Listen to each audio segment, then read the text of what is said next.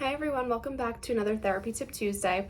I'm Miss Cara, and today I'm going to be discussing behavior management strategies that you can use at home or in the therapy room for kids who are exhibiting some negative behaviors.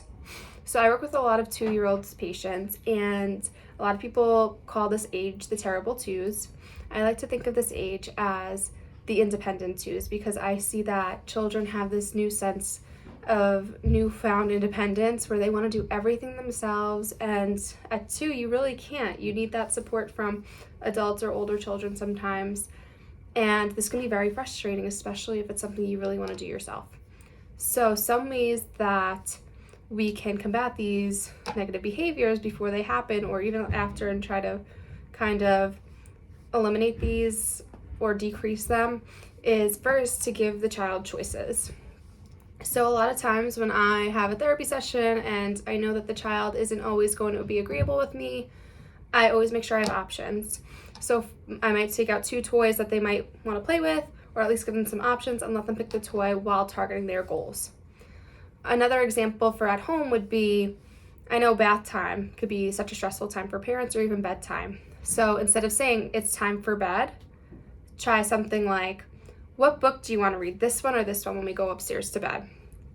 By saying it's time for bed, you kind of take control away from the child.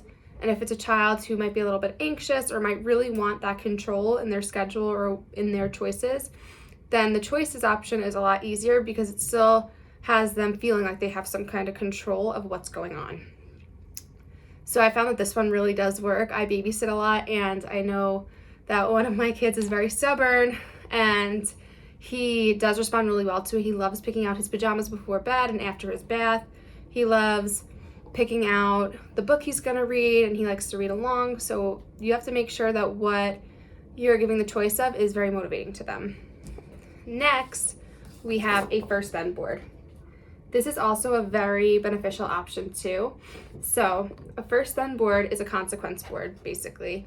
And it's very hard for some kids to understand that if I do this, then I get this, if you're just saying it. So this is a great visual representation of that. So if we're talking about the bathtub again, or like that, we can have a picture of a bathtub here, either the one that's in your house, or you could do an actual cartoon picture, anything that you might have that might help. And then they can have some options like, okay, what do you want to get after the bath? If you do a good job in the bathtub, what do you want to get after? So they would pick, I know iPad time is great with kids. They love using the iPad. It's very rewarding. So maybe we'll do first bath, then iPad time. You would set a timer and they would get the iPad. It's important to stick to these kinds of reward systems because if you start straying away from them and not rewarding the child for accomplishing their first goal, then it's kind of just a waste because they won't continue to do what you're asking. Plus, it's with the choices thing again, so they get to choose what they want, which is very rewarding. Another great resource that I have is a work to earn chart. So throughout the session, you can give the child some check marks so they can earn something. So right here we have hot Cheetos.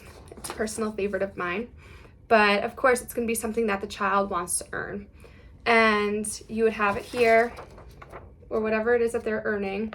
You could stick it right here, and throughout the session you'll give check marks as they do good things. So for instance, like every 5 minutes you might say, oh, you did a great job listening, you did a great job participating in the lesson, check.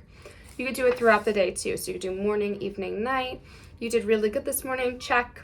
Or a sticker chart sticker. Today we weren't so great for lunch at the beginning. Can we turn it around for the second half of lunchtime? Okay, we earned our check back. Good job. And then it's very, very important that A, you pick something that's motivating to the child, and B, that what their reward is here is what you're giving to them. And you have to make sure that you're going along with the reward part of it. Finally, I would like to talk about positive behaviors, interventions, and supports. This is another great option for behavior management because it focuses on positive reinforcement. So instead of saying no, which is something very frustrating, even as adults, we hate hearing the word no. For kids, it's the same thing. They don't like hearing the word no a lot. So by changing it up and using more of a positive way of putting things, like, oh, maybe that wasn't such a great choice. What else could we have done that would have made that better? That might work a little better. Of course, all of these options that I gave today might not work for your child or might not work for every child because every child is so different, but they're great resources to give a try, and I hope they work for you. Thank you.